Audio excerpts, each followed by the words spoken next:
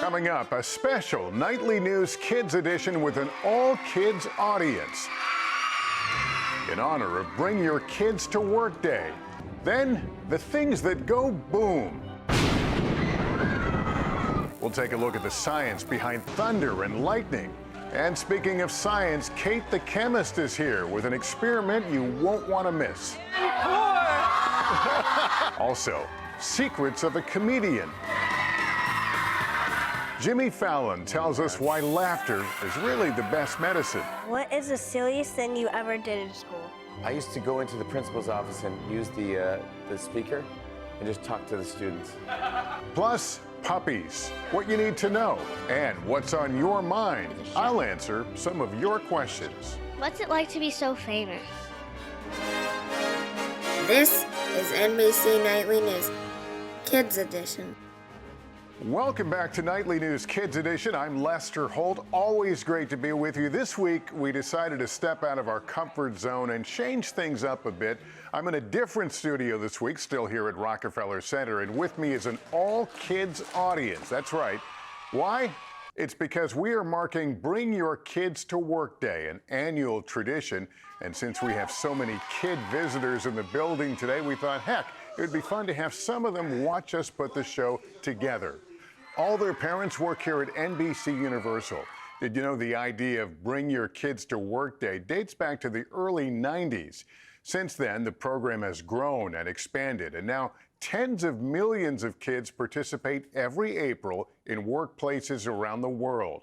This year's theme is Working Better Together. And together is how we put this program on every week, from the director and the technical team in the control room to our producers, to our editors who assemble the stories each week. And speaking of stories, let's get to one of the top stories we're following this week, and that's the weather. Parts of the country have been experiencing some spring storms, and we know storms can be scary.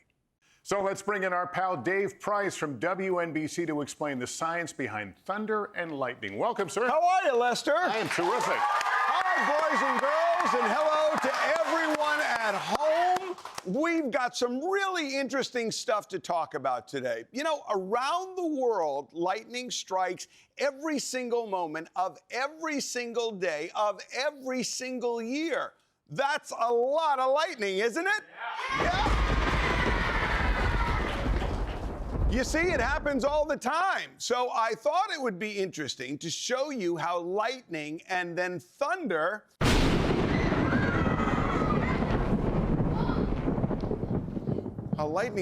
work. So let's talk about the science a little bit. It all begins in a really big and usually very angry cloud called a cumulonimbus cloud. So negative charges form at the bottom of the cloud, and they come up and meet positive charges at the top of the cloud. And they're like little bits of energy that eventually balance out, come together, and build something really dramatically. And they wind up producing a lightning bolt. Now, lightning is the sudden discharge of static electricity from a cloud. Ooh is right. Let me get that balloon here for a quick second. It's kind of like the same static electricity caused by rubbing a balloon on the top of our heads. Now, I know we have some junior meteorologists out there, am I right? So let's make some static. You have a balloon under your seat. Let's go to our junior meteorologist, just a couple of you, and rub that on the top of your head. And let's make a static sound. Oh, do you hear it? Do you hear it? Wow, how about that?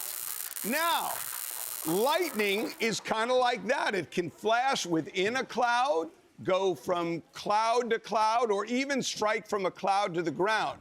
Now, here are some other interesting facts. Worldwide, lightning occurs 50 to 100 times a second. Lightning is approximately 54,000 degrees Fahrenheit, or 6 times hotter than the surface of the sun. And it can have 100 million to 1 billion volts of energy, which is enough to power the city of New York for 30 seconds straight.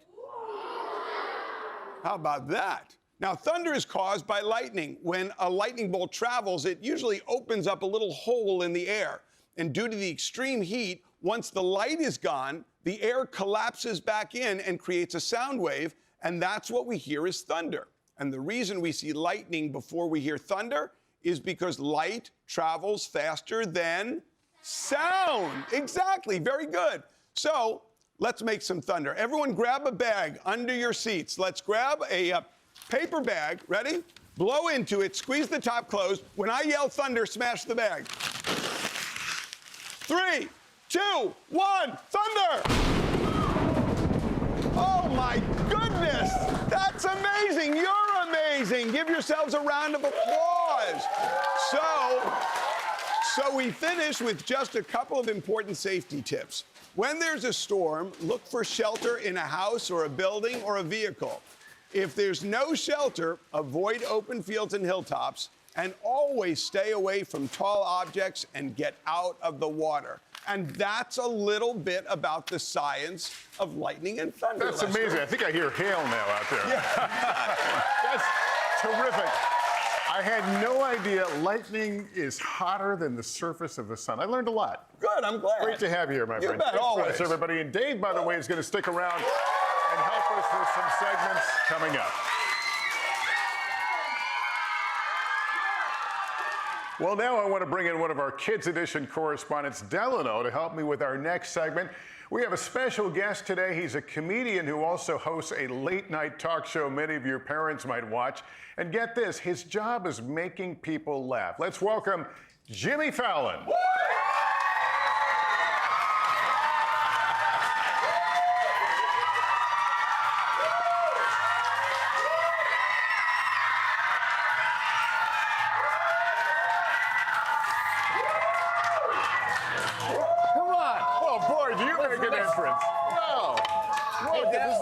Nice to see you, Dylan. Hi, everybody!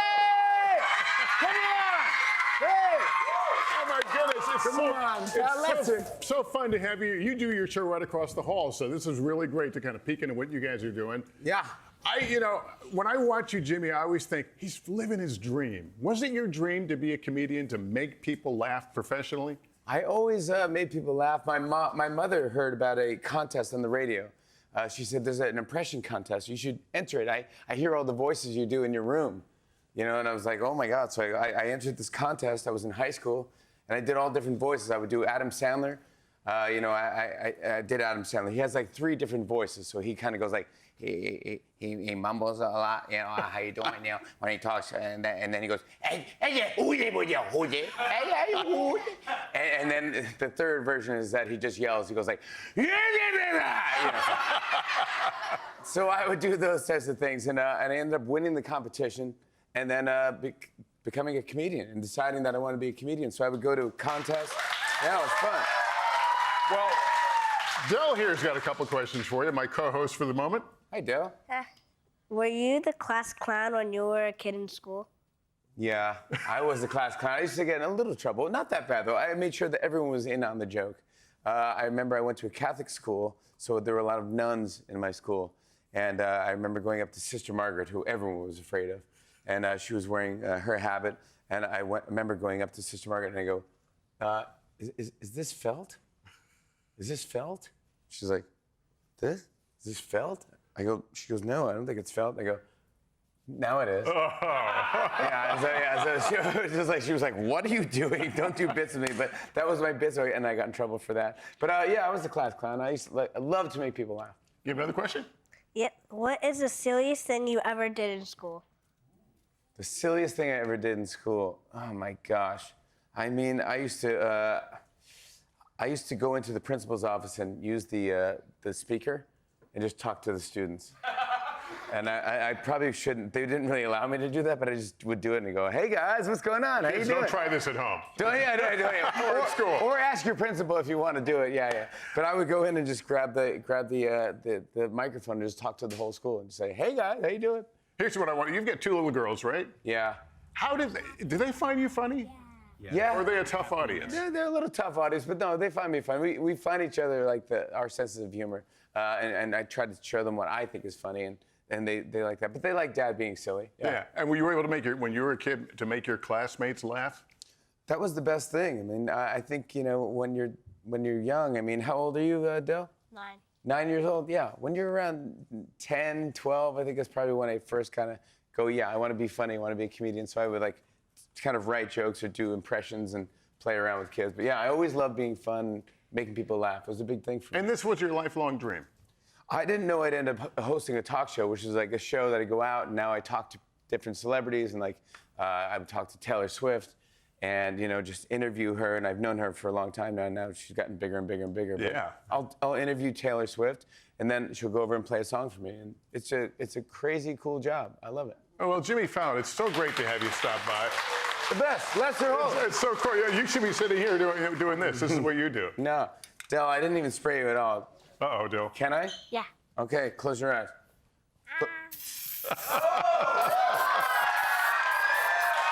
That's a great sweater. That is a great sweater. Now look at that. Look at how beautiful that is. You did a great job, right? Do you want to spray me? Yeah. Uh-oh. Oh, man.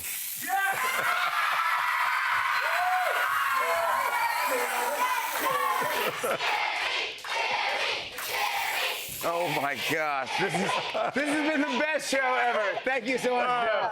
I appreciate it. Nice to meet you. Thank you, Lester. Take care, my friend. Bye, guys. Bye, you.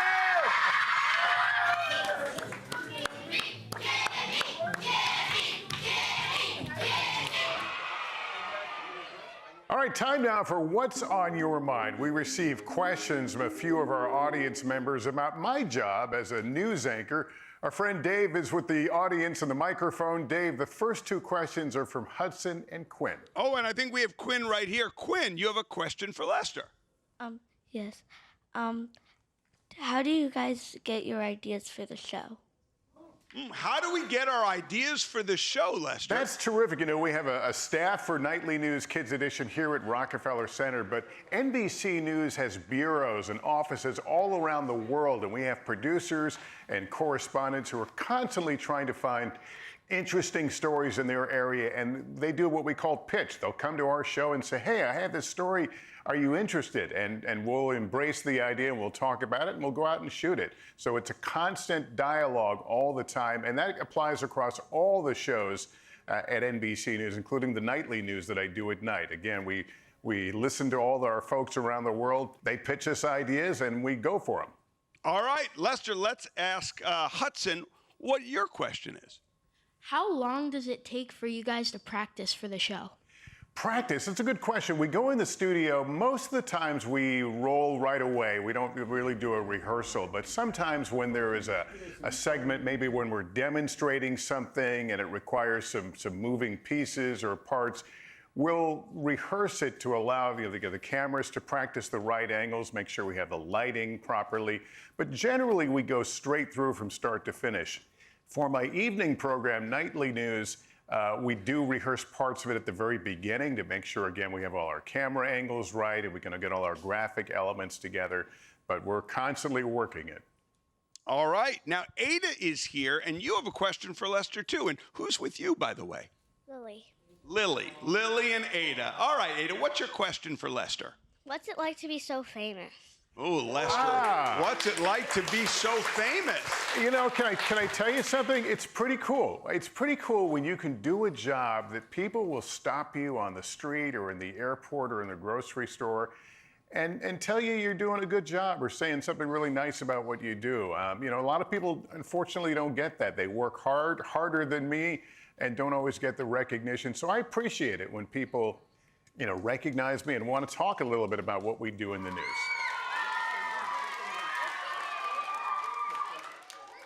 All right, well, they are cute, cuddly, and a whole lot of fun. We're talking puppies, and there are a few things you should know and keep in mind when you're adding a puppy to your family. First of all, take it away from the microphone. Joining us now is pet expert and dog trainer Andrea Arden and Mallory Curley from Muddy Paws Rescue.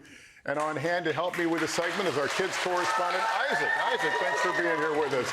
This is great. Let me start off with you, Mallory. First of all, who are our four-legged friends here? So these are a bunch of puppies that came from Kentucky, and they will all have S names, but we let the fosters name them, and we have a big litter like this. So they're getting to know them a little bit better first. And Andrea, when you introduce a puppy into the household, I mean, everything changes, and you're the boss here. What are some important things to keep in mind if you're going to be adopting a puppy? I think probably the most important thing is you need to set some boundaries. You need to use management tools, like this is an exercise pen, an area they can play, but they're kept safe. You need to get a crate. Probably one of the most important things is you need to get a lot of chew toys for them because puppies really want to chew basically nonstop. Yeah, it's either that or your socks. Yes. And Isaac, you get a couple questions. Andrea, what's the best way to hold a puppy? Am I doing it right? That is a great question, yes. And there is a very specific way we recommend, which is you open your hand really wide, you put it underneath their chest, and then you brace them under your arm. So it's almost like swaddling a baby. They're really secure and it helps them to calm down. Sometimes people hold a puppy like this or like this, and it means that the puppy is going to be probably a little more squiggly. Yeah. It's like a football hold. Yeah. And just like with kids, is there like toys that help puppies learn? Yes, yes. I'm so glad you said that. There are. And actually, we have some toys here which are like puzzle toys, if you see on the bottom. Oh, yeah. When you put treats in them, the puppy pushes the parts of it around to try and find the toys. We call those enrichment toys. But probably my favorite toy of all is a toy that can be stuffed with food. So that if you put food into it, it means that the puppy is kept busy trying to essentially hunt for the food to get the food out of it. So I've got a furry dog, and I always worry when we get to the summer months and get it warm, how do I keep her cool? All dogs have this issue, of course. Absolutely, regardless of their coat type. So these guys have a pretty short coat, but all dogs, regardless of how short or long their coat is, really do deserve to be groomed on a regular basis. That could be as often as once or twice a week. Sometimes it's every 2 weeks. Do you want the toy? And so make sure that you're keeping their coat healthy by using appropriate grooming tools, whether it be a brush or wipes. Because that not only keeps them in good condition, but it also means you're practicing handling skills. Right. And Mallory, quickly tell me about Muddy Paws. What you guys are all about rescuing animals. Yes, so Muddy Paws is a foster-based organization, which means all of our dogs and puppies like these live in homes before they find their families. And we rescue about 1,000 dogs and puppies every year. Well, I'm falling in love right now, so as you can probably see here. Look at that face. Look at that face. Andrea Arden, Mallory Curley, thank you so much. I also want to thank our Kids Edition correspondent, Isaac. You did a great job, my friend. Great to have you here in person.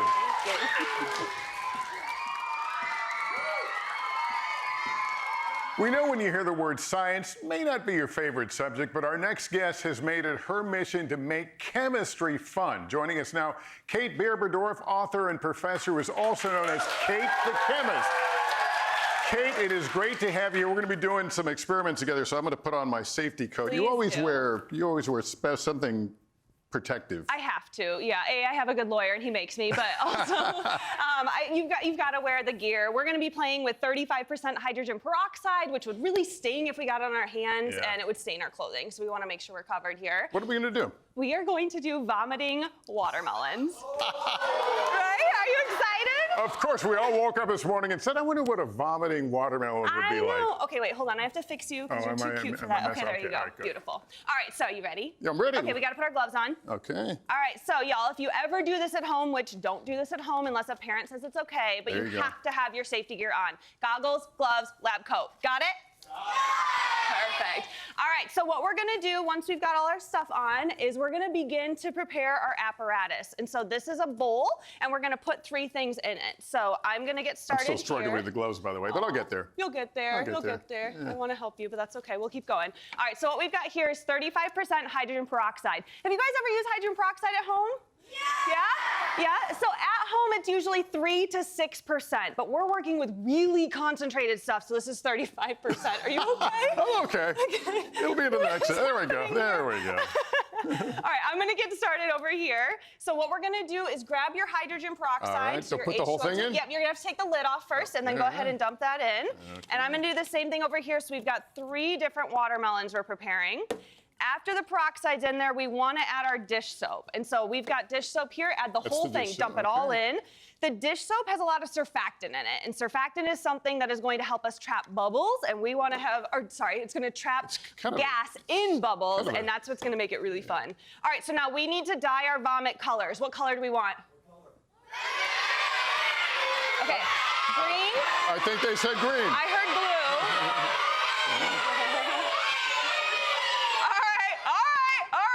Okay, we've got green over here. I've got blue, and then how about red over here? Do we like red? Okay. Red. Perfect. Okay, so now, Lester, we need to swoosh it around as much as we can. So grab your bowl and swoosh just like this. Swoosh, okay. Yeah, it's very technical, very sciencey. Yeah. We're swooshing here. We want to mix the whole thing together. So we're looking for a homogeneous mixture. I'm actually just going to use my finger for the sake of time. Yeah, and remember, kids, don't try this at home. This is an experiment. Yeah. Do not do that at home. Okay, so now what we're going to do is feed our watermelon. So we're going to take our container and put it in the mouth.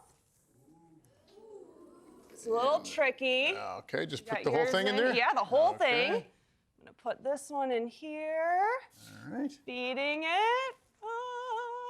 Okay, good. All right, so now we're going to take our lids off.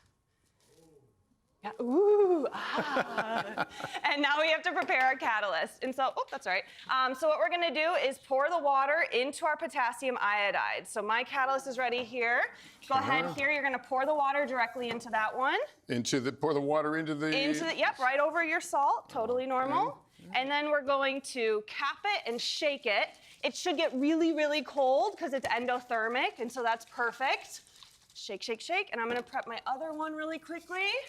All right, you guys ready? Yeah! All right, so should we do them all at once? What do you think? Yeah, let's do that. Yeah? All right, let me shake this one. Oh, God, losing caps here. Hold on 1 second. She'll be back. I'll be back. All right, so we're going to shake this up really quickly. All right, so are you ready? All set, yeah. What we're going to do is take your lid off your catalyst. Okay. And we're going to go 1, 2, 3. You're going to dump it in and then immediately grab your lid and put it on because it's going to try to come out the top. Oh, okay. So get your hand ready. Right. One hand on this. Okay. There you go. All right, ready, guys? Let's count down. 3, 2, 1. And pour. A vomiting watermelon. Look at this. Look at how great that is. And some heat coming off it there.